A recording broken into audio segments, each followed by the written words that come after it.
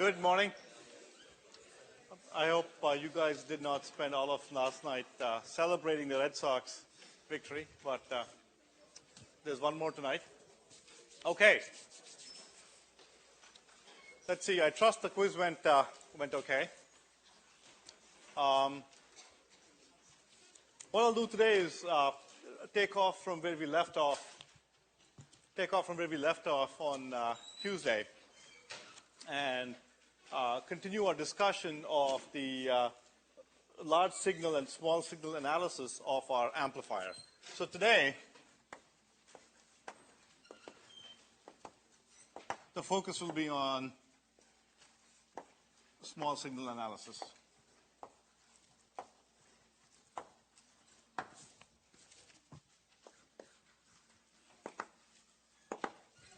So let me start by reviewing some of the material. And as you know, our MOSFET amplifier looks like this.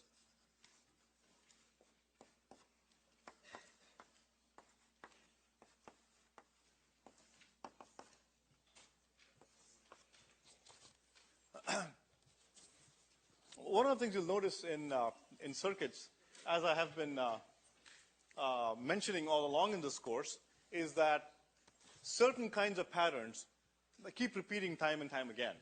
Okay, and this is one such pattern: a three-terminal device like the MOSFET with an input and the drain to source port connected to RL and VS in series in the following manner. This is a very common pattern. There are several other common patterns. The voltage divider is a common pattern. We keep running into that again and again and again. The Thevenin form, a voltage source in series with a resistor, is another very common form. The Norton equivalent form, which is a current source in parallel with a resistor, is also very common. And it behooves all of us to be very familiar with the analyses of these things. Voltage dividers in particular are just so common that you need to be able to look at it and boom, be able to write down the expression for voltage dividers. I would also encourage you to go and look at current dividers. When you have two resistors in parallel, and if you have some current flowing into the resistors, to find out the current in one branch versus the other very quickly. Okay, the expression is very analogous to the voltage divider expression. And some of these very common patterns are highlighted in the summary pages in the course notes. So it's good to keep track of those and be extremely familiar with those patterns to the point where you see it, you should be able to jump up and shout out the answer just by looking at it without having to do any math. Okay. So here was an amplifier, and then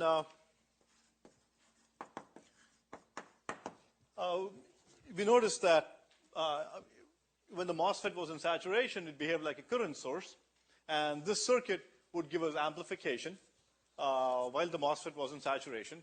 So we agreed to adhere to the saturation discipline, which simply said that I was going to use my circuit in a way that the MOSFET would always remain in saturation in building things like amplifiers and so on. Okay, and by doing that, throughout the analysis, I could make the assumption that the MOSFET was in saturation. Okay, I didn't have to go through both. Analysis became easier. I didn't have to figure out, now what region is the MOSFET in? Well, because of my discipline, it's always going to be in saturation. But in turn, what we had to do was conduct a large signal analysis.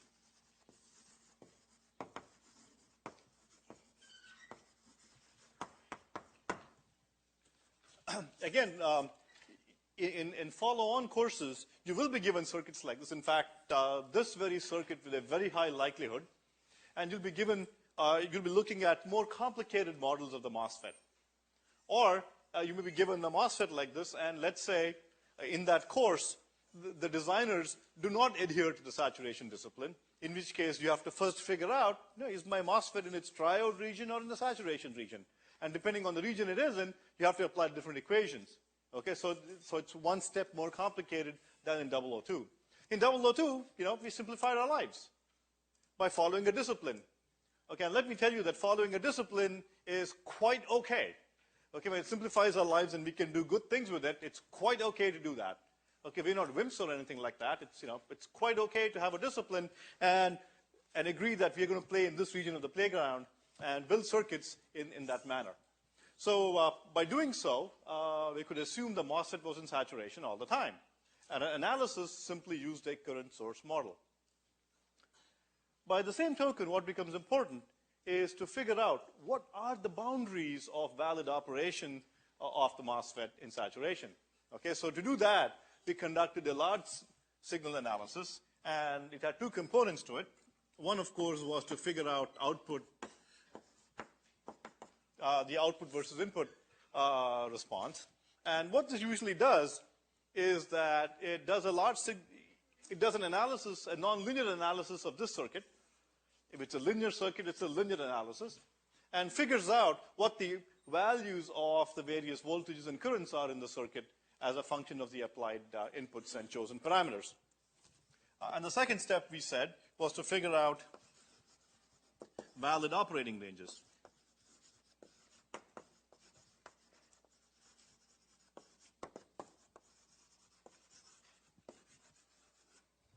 For input and corresponding ranges for the other dependent parameters, such as V0. Okay, you could also find out the corresponding operating range for the current IDS, and so on. Okay, so by doing this, you could first analyze the circuit, find out the bias parameters, find out the values of VI and V0 and so on, and then you could say, all right, provided as long as VI stays within these bounds, my assumption that this is in saturation will hold and everything will be fine. Okay, so the reading for this is chapter 8. And today we'll take the next step and revisit small signal analysis. So in the demo that I showed you at the end of last lecture, I showed you an input triangular wave, and that input triangular wave gave rise to an output. And we noticed that we did have amplification. Okay, I had a small input, I had a much bigger output. I did have amplification when the MOSFET was in saturation, but it was highly nonlinear. Okay, the input was a triangular wave, and the output was some funny, it kind of looked like a sinusoid whose tips, whose extremities had been whacked down and kind of flattened, and its upward going peak had been shrunk. So it was kind of a weird nonlinear behavior. I'll show that to you again later on. And so the behavior, it amplified, but it was nonlinear. Okay? And remember our goal of 2 weeks ago, we set out to build a linear amplifier. Okay? So today we'll walk down that path and talk about building a linear amplifier. So to very quickly revisit the input versus output characteristic, VI versus V0. This is VT, and this is VS. This is what things look like. We also, to quickly review the valid ranges, until some point here, the amplifier was in saturation, the MOSFET was in saturation, and somewhere here I had VI, rather VO being equal to VI minus the threshold drop. At that point, the MOSFET went into its triode region, and I no longer was following the saturation discipline. So therefore, this is my valid region of operation. We also know that the output was given by Vs minus K, Vi minus Vt whole squared. Okay, again, assuming the MOSFET is in saturation. Okay, it's very important to keep stating this, okay, because this is true only when the MOSFET is in saturation, when I'm following the discipline. So notice that this is a nonlinear relationship. So VO depends on some funny square law dependence on VI. So the key the key here is how do we go about building our amplifier? So so take a look at this point here. So at this point here, let's say I have a VI input. Corresponding output is V naught. Focus at this point, okay? And left to itself, this is a nonlinear curve. Okay, and remember the trick that we used in our nonlinear, the export dweeb example. We used the Zen method. Remember the Zen method?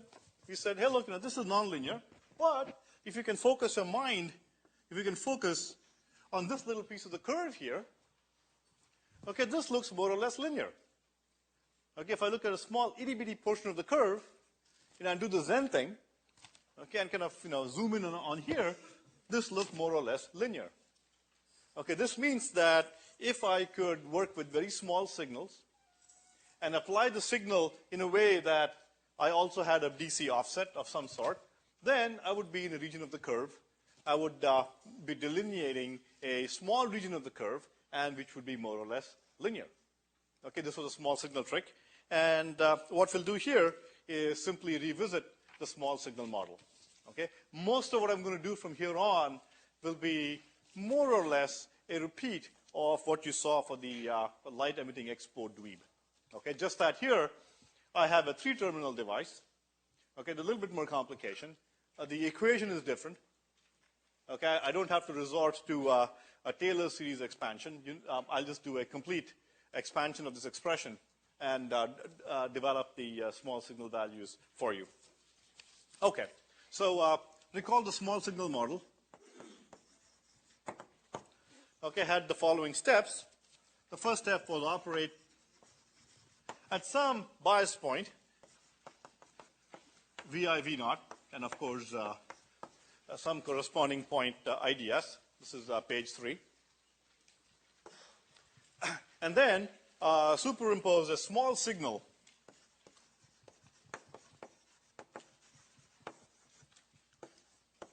VI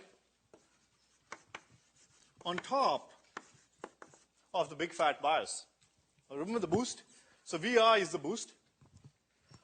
Boom. And above VI, I have a small signal VI that I apply. And our claim is that response of the amplifier to VI is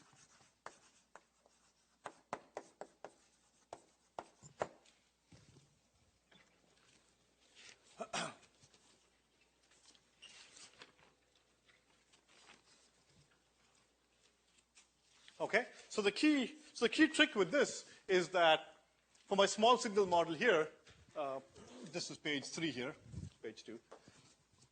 So the key trick here is that with the small signal model, I operate my amplifier at some operating point, V naught I VI. Superimpose a small signal VI on top of small VI on top of big VI. And then I claim that the response to VI is approximately linear. Okay? And let me just embellish that curve a little bit more.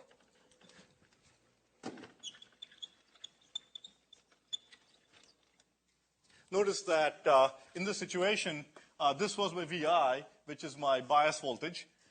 This is V naught, which is the output bias. And of course, not shown on this graph is the output operating current, which is IDS. Okay? So one nice way of thinking about this is to redraw this and think that your coordinate axes have kind of shifted in the following manner. So this is VI. This is also on your page 3. This is VT. Remember, this was your operating point, V naught and VI. And notice that we were operating in this small regime of our transfer curve here. And in effect, what we're saying is that I'm going to apply small variations about VI and call those variations delta VI or small VI. And the resulting variations are going to look like delta V naught, also referred to as small v, small o. Okay, so I have small variations here, and they give rise to a corresponding small variations there. So one way to view this, okay, is as if we are working with a new coordinate system. Okay, another way to view this is that, so the V capital I and V capital O correspond to my VI and VO as the total voltages in my circuit. But at this bias point, I can think of another coordinate system here with small VI and small VO out there. And for small changes to VI, I can figure out the corresponding small changes to VO. Just that all the analysis I performed here is going to be linear, and I'll show you, and I'll prove it to you in a couple of different ways in the next few seconds. Okay? So when I'm doing small signal analysis, I'm operating here, okay, in this regime at some bias point. So you've also seen this before. How do I get a bias? So this is my amplifier RL and VS. This is page 4. V0. Okay, the way I get a bias is I apply some DC voltage VI and superimpose on top of that my small signal, small VI.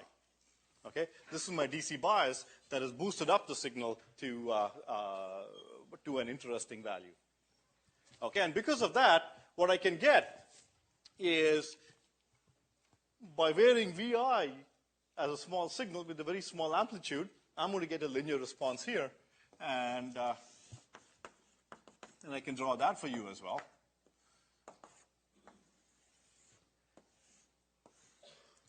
Okay, so this is my bias point here, and if I vary my signal like so, then my output should look like this. Okay, so this is point VI, this is point VO, okay, and this is my small signal VI, and this is my small signal VO, and this is capital VO. Okay, so this small thing here is VI. I'd like to show you a little demo. I'll start with the same demo I showed you the last time. I showed you the amplifier. In the demo, I'm going to apply a triangular wave.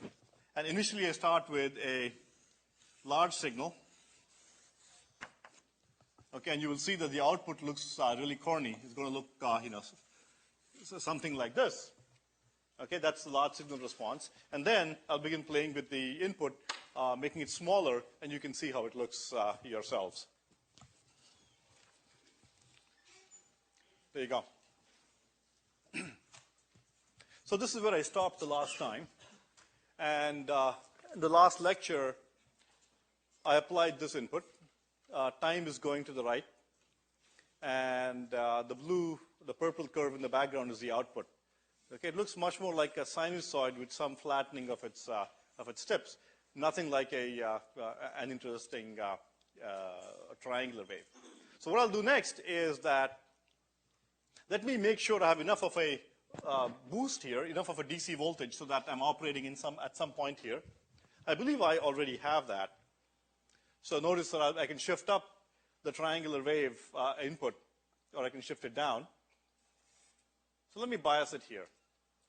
So I've chosen a VI that's about, I forget how many volts per division it is, but I've chosen some VI here, and I've biased it such that this is the input.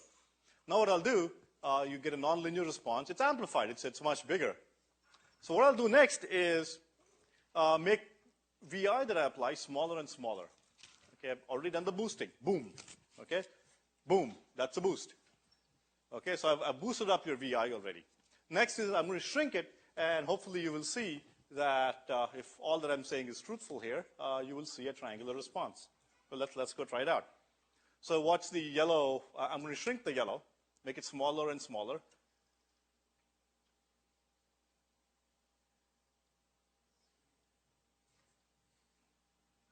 There you go.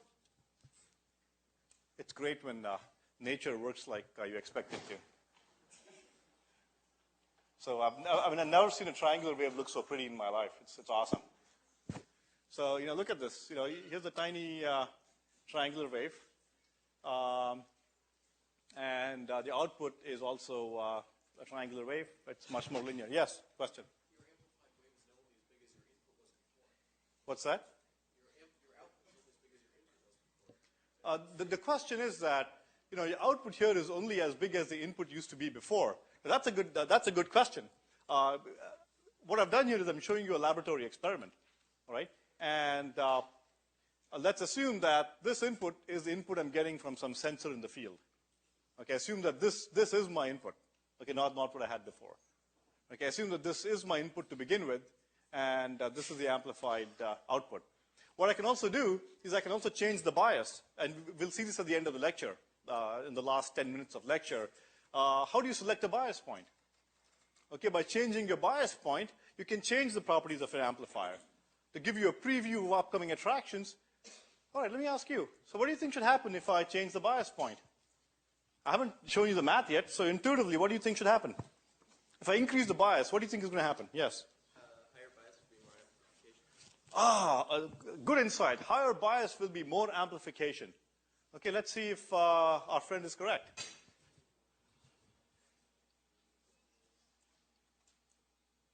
We should change the to 3 here. Okay, here. All right. So let me set a higher bias.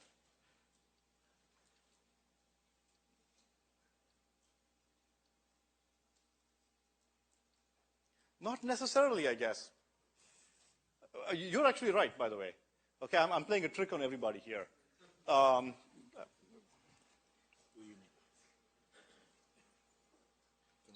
Yeah, let's do that.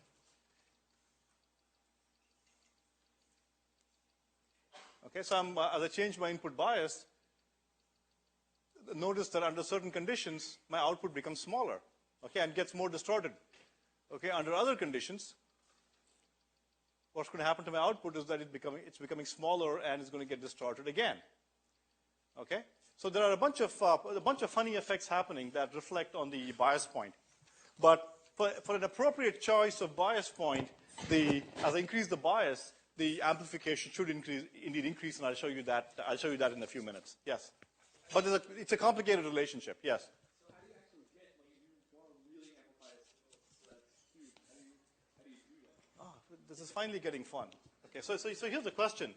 So, yeah, Professor Agarwal, we love your song and dance, but if you really want to get a high signal at the output and you want to amplify a big input signal, how do you do it, right? So the question is, let's say I have a input that's this big here. If it's this big, I've shown you how I can get things that's this big. But what if my input was this big? How do I get an output that's this big? Well, I'll use the one of those learn by questioning methods and have you tell me the answer. So someone tell me the answer. How do I do that? Yes? Use another amplifier. So the answer is, okay, so I use one amplifier to go from here to here. Okay, and the suggestion is use another amplifier to go from here to here. And in fact, I believe that you may have a problem in your problem set where you will do that. Okay, and so how do you? You have only yourselves to blame. All right. So how do you make this work? What you have to do is this VI has to be much smaller than the bias point VI on this one. I have to build a different amplifier, choose a different set of parameters such that VI prime, which is the VI for this guy, is much less than V capital I prime for this guy. It's a design question. Okay, you need to design it in a way that the signals of interest need to be much smaller than the bias voltage of this amplifier. So you may have to use much higher supply voltages. My amplifier, I believe, has a 4-volt supply, a 5-volt supply. You may have to use an amplifier with a much bigger supply, different values of RL and so on. Okay? And I know that the course notes also has some exercises and problem sets that discuss that in more detail. Yes? Why do you need the middle step with the first amplifier anyway? Why can't you just plug This is even more fun. So the question is, good question. So the question is, why do you need this guy here? Dump him. Just use this guy. Right? Why do you need this guy? You know, big guys rule, right? Who needs the little guys? Well, let me use the Socratic method again. Why don't you give me the answer? You guys are smart. So why do you need little guys? Why do you need the small guy here? Anybody with the answer? Yeah. The big guy may not be as sensitive.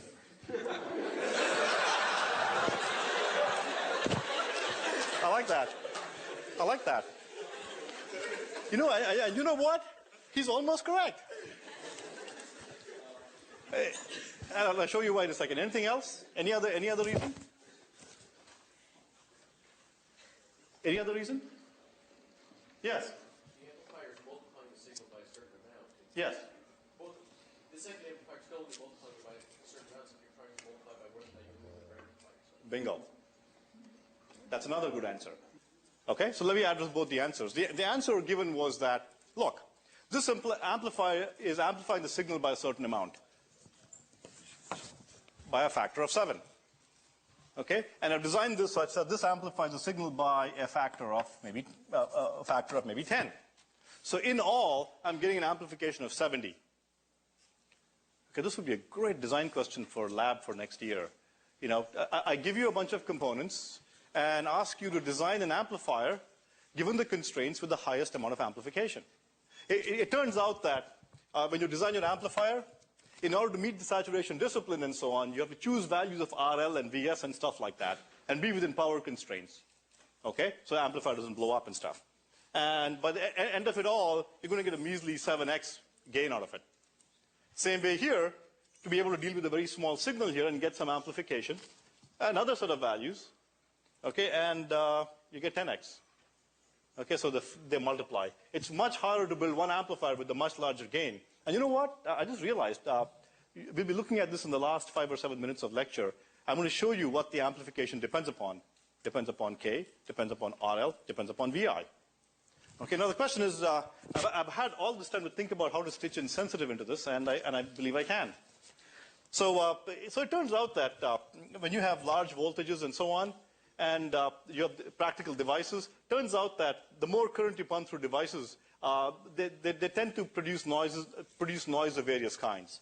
Okay, so very powerful amplifiers are not very good at dealing with really tiny signals because they have some inherent noise capabilities. Okay, and so I guess that is sensitive. You know, it's sensitive to noise. So okay, another question? Yes. So if we need a signal that's the middle size to begin with, why do we need the bump and shrink method if we can just design an amplifier to get the bigger amplification without having to go through the middleman? Ask me the question again. I didn't follow. If we have something the size of the middle signal, why do we want to bump and shrink it so we can pass it through a weaker amplifier and then pass it to the big amplifier again, where we can just pass it straight to the big amplifier to begin with? So as I just explained, it turns out that I will not be able to pass this to the big amplifier to begin with because this may give me a gain of just a factor of 7. Okay. So, however, if I have a signal that's this big to begin with, then I may just need this amplifier. I don't need the smaller guy. If my signal was this big to begin with, if I had a strong sensor, okay, that produced a strong signal to begin with, yeah, I can deal with just a single stage. I don't need 2 stages.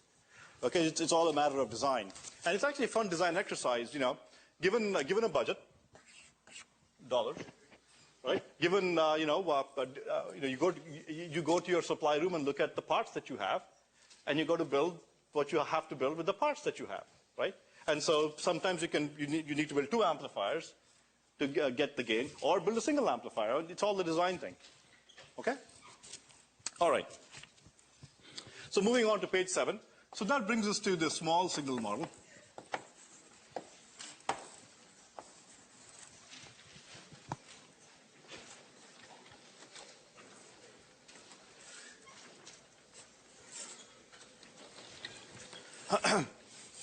So page 5.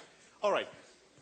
So what I showed you up on the little demo was that provided the signal input, okay, in this example, VI was much smaller than capital VI out there. As I shrank my input, I was able to get a more or less linear response at the output. Okay, and so to repeat my notation, at the input, the total input is a sum of the operating point input plus the small signal input. Okay, this is called the total variable. This is called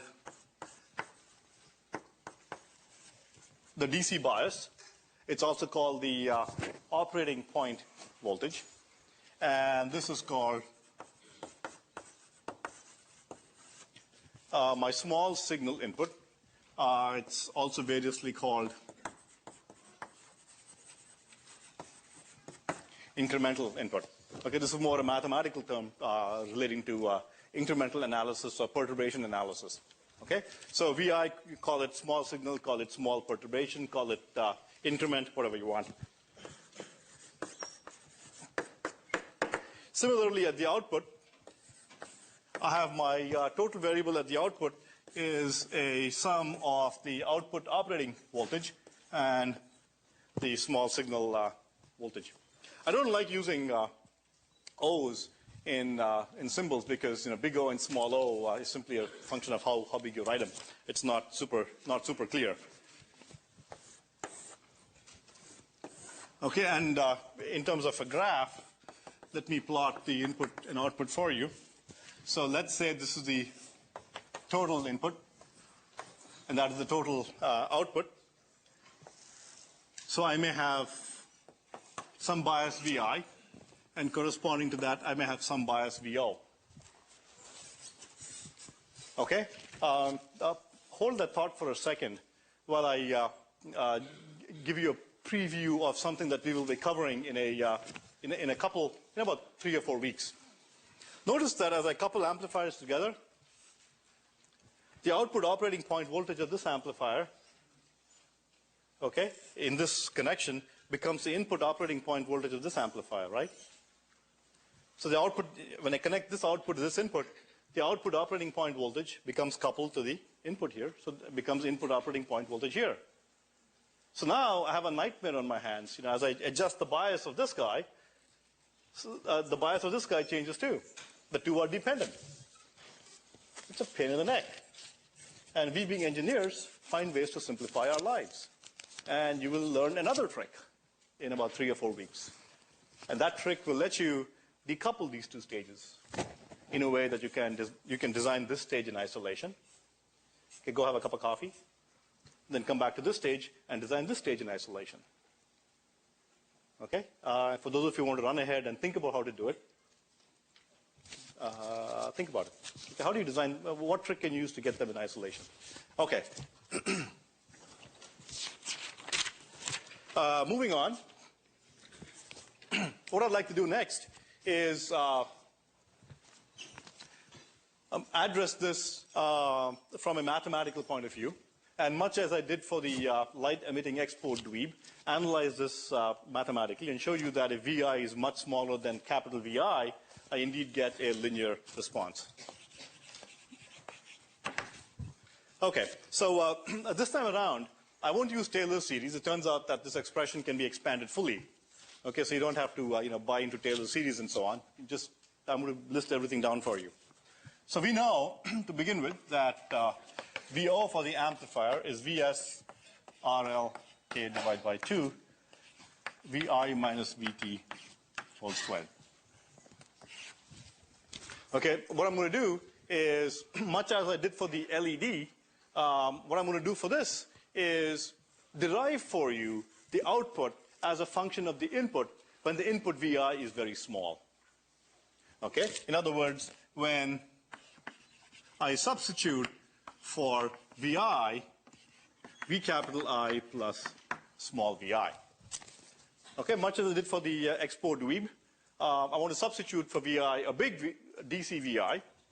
So VI is much smaller than VI, all right, and show you for yourselves that the output response, V small o, is going to be linearly connected to VI. So notice that, let me write another equation here. This is the total variable. Okay, this simply says that if the input is VI, then the output is going to be VO, which means that the operating point input voltage should satisfy this equation, correct? So in other words, the operating point output voltage V capital O should equal Vs minus RL K divided by 2 Vi minus Vt whole squared. This is at Vi equals capital Vi.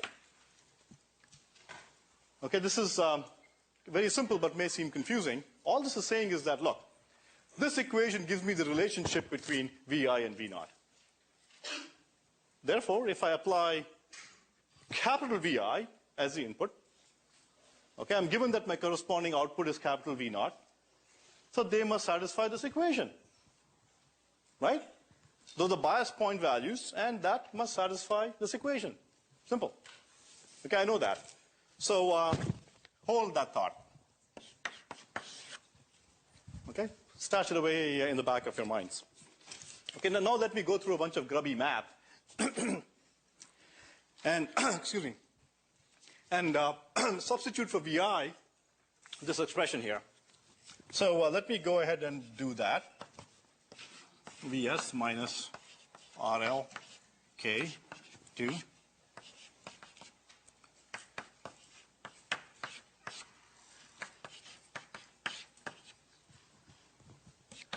when I do something that's other than math, I'll wake you up, okay? So I'll just keep doing a bunch of steps that's pure math, okay? No cheating, no nothing, watch my fingers. When I do anything that's not obvious math, I'll wake you up, okay? So this is, next I'm going to simply move Vt over and rewrite this as follows. RL K by 2 Vi minus Vt plus Vi. Again, I haven't done anything interesting so far. I've just substituted this. I'm just juggling things around, just to while away some time, I guess. All right. Next, what I'm going to do is simply expand this out, right, and write it this way: RL K by 2. Expand that out and treat this as one unit.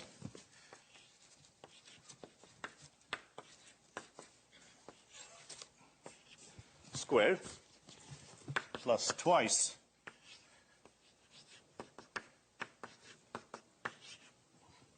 plus squared. Okay? Nothing fancy here. So this is like the honest board. Okay? There's nothing fancy here. Standard stuff. Only math. Okay, I'll move to this this blackboard here where I do some fun EE stuff. Okay, yes. In your middle term, shouldn't you have a small piece of I? Good, at least one person ain't asleep here. Thank you. Thank you. So just math here, nothing fancy, plain old simple math. Okay, I haven't done no trickery. I still have all my 10 fingers, Okay, now what I'm going to do, now watch me. So I'm not using Taylor's series here because this expression lends itself to this analysis. Notice VI squared here. I made the assumption that VI is much smaller than capital VI. Okay, so what I can do is, assuming that Vt is small enough that Vi minus Vt is still a big number compared to small Vi, what I can do is ignore this in comparison to the capital Vi terms. Okay, so I have a capital Vi term here. Okay, I'm going to ignore Vi squared. So for example, if capital Vi was 5 volts, and small Vi was 100 millivolts, 0.1. Okay, so 0.1 squared is 0.01, so it's comparing 0.01 to 5. So I'm off by a factor of 500, so, so now watch me, okay? It's now I begin, playing some fun and games here. So I eliminate this, and because I eliminate that, it now becomes approximately equal. What I do in addition is let me write down the output. The total variable is sum of the DC bias and the some variation in the output. And let me simply write down, expand that term and write it down again. Minus RL K divided by 2 VI minus VT whole squared. Okay, and I get a minus RL K divided by 2. I get a 2 here, and I get VI minus VT. I won't forget the VI this time. Okay. Again, from here to there, nothing fancy. This is the one step where I've used the trick. I've said VI is much smaller than capital VI, and so I've simply expanded this out and written it here. So do you see the obvious next trick here? So from star, look at this guy.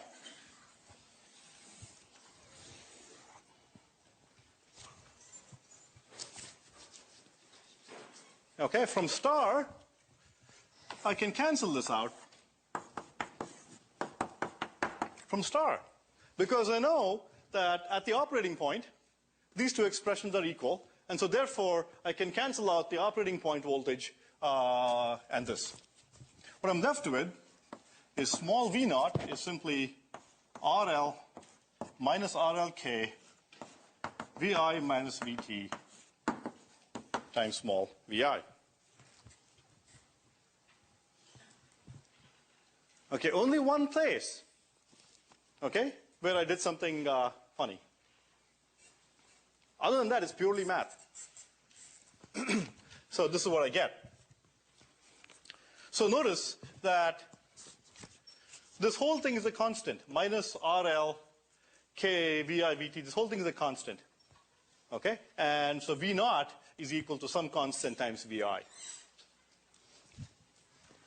Let me just define some terms for you that we'll use again and again.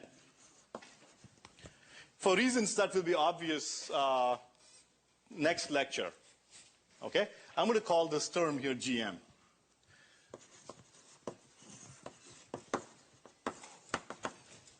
So I'm going to call this term K, this is a constant, K VI minus VT. It's a constant for a given bias point voltage, okay? So I'm going to call that GM. And then I'm going to call this whole thing A. And of course, this is VI. There you go. I have my linear amplifier.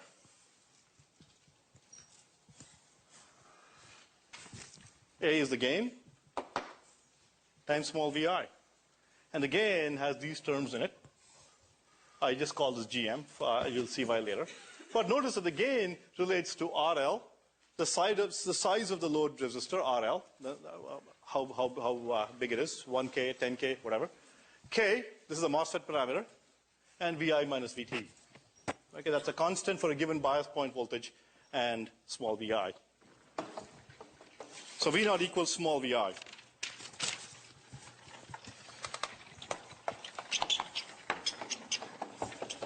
So I won't give you a graphical interpretation, but I encourage you to go and look at figure 8.9 in the course notes, and it gives you a graphical interpretation of that expression. Okay, move to page 7. So another way of looking at this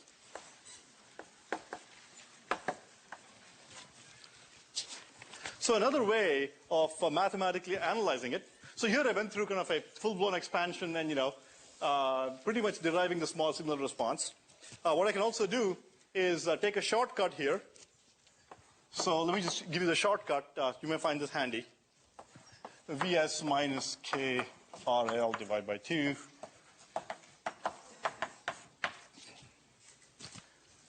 And my shortcut is as follows. My small signal response is simply this relationship.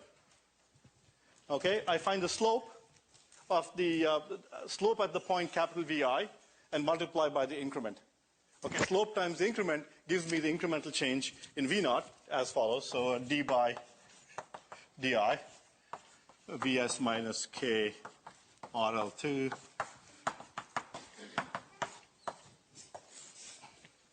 evaluated at Vi equals capital Vi times small vi. This is good old math again. So I want to find out the change in V naught for a small change in Vi, and I do that by taking the first derivative of this with respect to Vi, substituting V capital I, and multiplying by the small change delta Vi or small Vi. So this is simply the slope of the V naught versus Vi curve at Vi. Okay? And so therefore, taking the derivative here of this, this is a constant, so it vanishes. But twice, 2 and 2 cancel out. So I get K RL Vi minus Vt times small vi evaluated at capital Vi. Okay, so I get twice K RL twice. Vi evaluated at capital Vi, so it's Vi minus Vt times small vi. Same thing.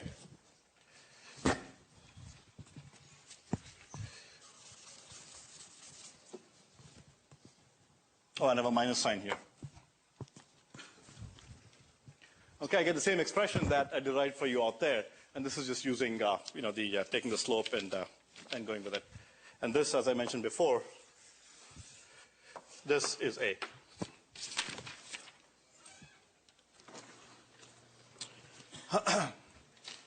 So in the last few minutes, let me kind of pull everything together and also hit upon something that many of your questions touched upon, and that all relates to how to choose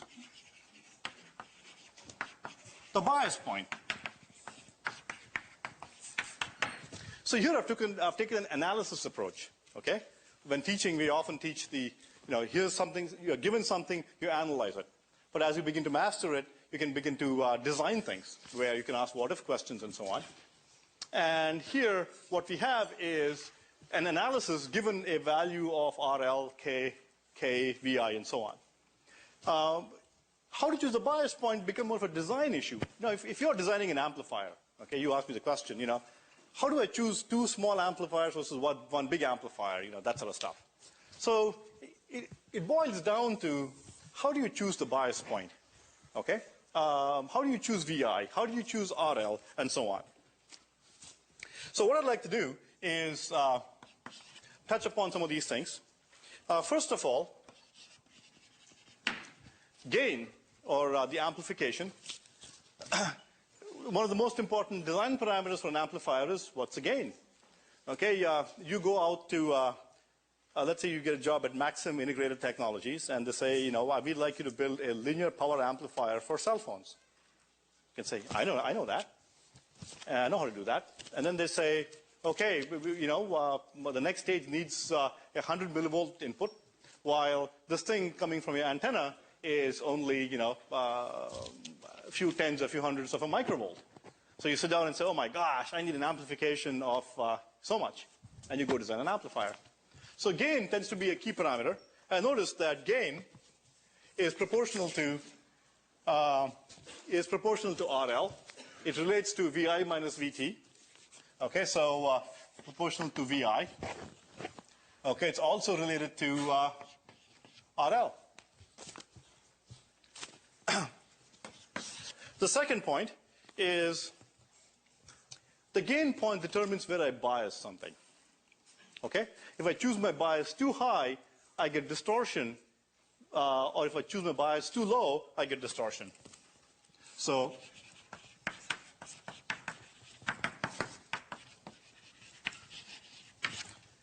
depending on how I choose my bias point, as the signal goes up, it may begin clipping or may begin distorting. And I'll show you a demo the next time on that particular example. So bias point will determine how big of a signal you can send without getting too much distortion. Okay, and the other thing is that relates to how big of an input what's a valid input range? So let's say you have a signal and you want that signal to have both positive and negative excursions of the same value, then your input range, depending on where you choose a bias point, your input range may become smaller or larger. And we'll go through these in the context of our amplifier and look at some design issues in the next lecture.